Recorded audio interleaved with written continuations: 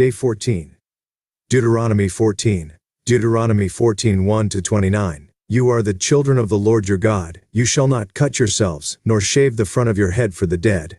For you are a holy people to the Lord your God, and the Lord has chosen you to be a people for himself, a special treasure above all the peoples who are on the face of the earth. You shall not eat any detestable thing. These are the animals which you may eat: the ox, the sheep, the goat, the deer, the gazelle, the roe deer, the wild goat, the mountain goat, the antelope, and the mountain sheep. And you may eat every animal with cloven hooves, having the hoof split into two parts, and that chews the cud among the animals. Nevertheless, of those that chew the cud or have cloven hooves, you shall not eat, such as these: the camel, the hare, and the rock hyrax, for they chew the cud but do not have cloven hooves, they are unclean for you. Also the swine is unclean for you, because it has cloven hooves, yet does not chew the cud. You shall not eat their flesh or touch their dead carcasses. These you may eat of all that are in the waters. You may eat all that have fins and scales, and whatever does not have fins and scales you shall not eat, it is unclean for you. All clean birds you may eat, but these you shall not eat: the eagle, the vulture, the buzzard, the red kite, the falcon, and the kite after their kinds, every raven after its kind, the ostrich, the short-eared owl, the seagull, and the hawk after their kinds, the little owl, the screech owl, the white owl, the jackdaw, the carrion vulture, the fisher owl, the stork, the heron after its kind, and the hoopoe and the bat. Also every creeping thing that flies is unclean for you, they shall not be eaten. You may eat all clean birds.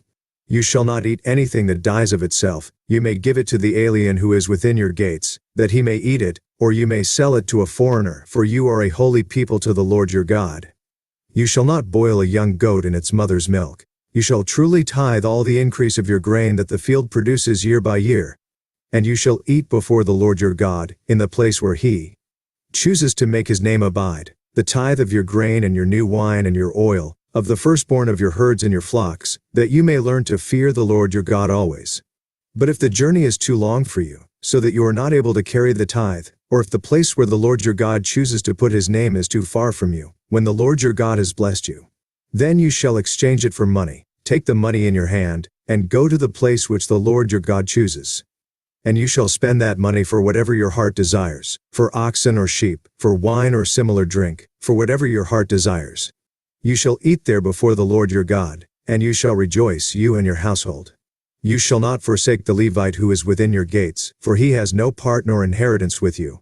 At the end of every 3rd year, you shall bring out the tithe of your produce of that year and store it up within your gates.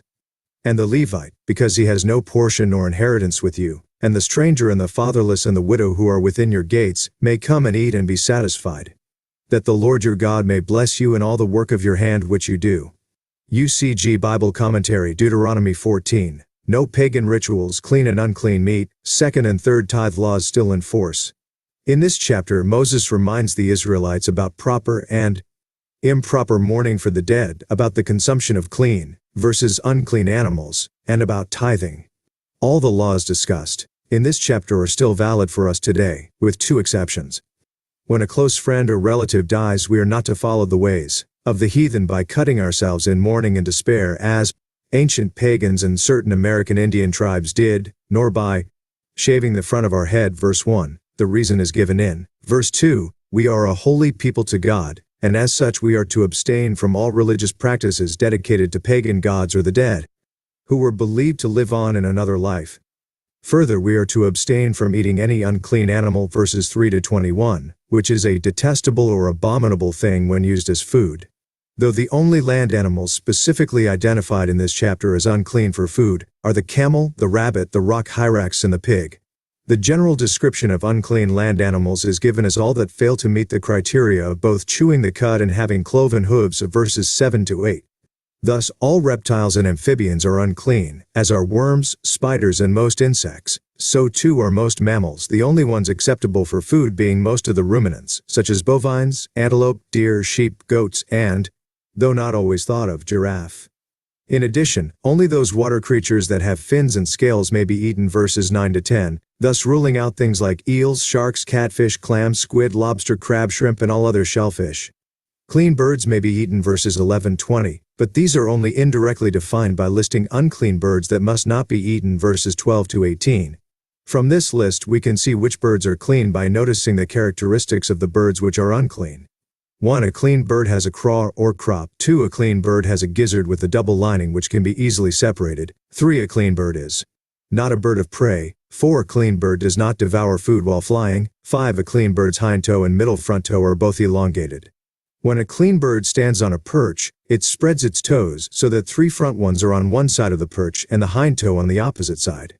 All unclean birds lack at least one of these 6 characteristics. This means that the following birds are clean among others: chicken, turkey, duck, goose, swan, pheasant, quail, partridge, dove, pigeon, and all songbirds. While the King James Version says the swan is unclean in Deuteronomy 14:16 and Leviticus 11:18, the New King James and other modern versions correctly translate the word here as referring to a kind of owl. Birds like owls, hawks, and ostriches are unclean, and so are their eggs. Verse 19 tells us that all creeping or swarming things are unclean. Yet Leviticus 11, the parallel passage to this one, clarifies that certain kinds of flying insects with jointed legs above the feet for leaping may be eaten, e.g. locusts, grasshoppers, and crickets, verses 21 to 22. It is believed that in the ancient Middle East, these insects were ground into a fine meal and baked into cakes, perhaps explaining the later description of John the Baptist eating locusts with honey, Matthew 3:4. In verse 21 of Deuteronomy 14, the Israelites were permitted to give aliens the meat of animals that died of themselves. However, there is no indication that unclean animals were allowed to be eaten by anyone. Therefore, the prohibition for Israelites in verse 21 to eat meat of animals that died of themselves, and the permission to give it to foreigners for consumption deals with only clean animals. This was, therefore, a ritual law, a point made even clearer by the fact that an Israelite who did inadvertently eat of an animal that had died of itself became ritually clean again in the evening after washing himself with water. Leviticus 17:15, compare 11:39-40. We do not read anywhere, however, that the eating of an unclean animal brought only ritual uncleanness that ended in the evening after washing. Also, this ritual law against eating animals that have died of themselves is not to be confused with another law that is still very much in effect. God's prohibition against eating the blood of any animal, Deuteronomy 12:16-23-25, which outlaws strangled clean animals from being eaten, Acts 15:29, 21-25.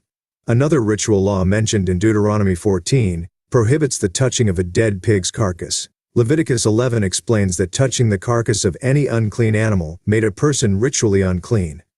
But only until evening, verses 8, 11, 24, 26, 27, 31. Indeed, the same was true for touching a dead clean animal, verse 39. The fact that a person became ritually clean again by evening, after washing himself, shows the ritualistic character of this provision. This is not to say, however, that there were not health benefits to following even these ritual laws. For instance, an animal that died of itself may have fallen victim to a disease, thus making it potentially harmful to eat.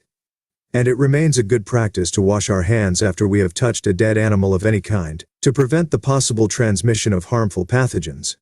This is especially apparent when reading about how various pots and utensils were made unclean by the carcasses of dead animals in Leviticus 11. To learn more about the dietary laws God gave, download or request our free booklet. What does the Bible teach about clean and unclean meats? Second and third tithes. Finally, Deuteronomy 14:22-29 discusses some tithing principles that are still valid today. This passage does not address the first tithe, which was to be given to the Levites for their work. Compare Numbers 18:21. Some have argued that the tithe mentioned in Deuteronomy 14:22 is the first tithe. Yet, if that were the case, it would be the only tithe mentioned here without an explanation for its use. It makes more sense that the use of the tithe mentioned in verse 22 is spelled out in the verses that follow, verses 23-26. And these verses clearly refer to a second tithe, which is to be used by the tithe payer for himself and his family in the observance of God's feasts. Then follows a brief mention of a third tithe, saved only every third year out of a 7-year sabbatical cycle, verses 28-29, compare 26:12. Leviticus 25:2-4 to be given to the poor, i.e. the Levite who was not allowed to own any land, the stranger, the fatherless, and the widow. All three tithes are attested to by the well-known first-century Jewish historian Flavius Josephus. Compare Antiquities of the Jews, Book 4, Chap. 4, Sex, Chap. 8 Sex, 8:22. For more information on tithing and our responsibility in the matter, download or request our free booklet, What does the Bible teach about tithing?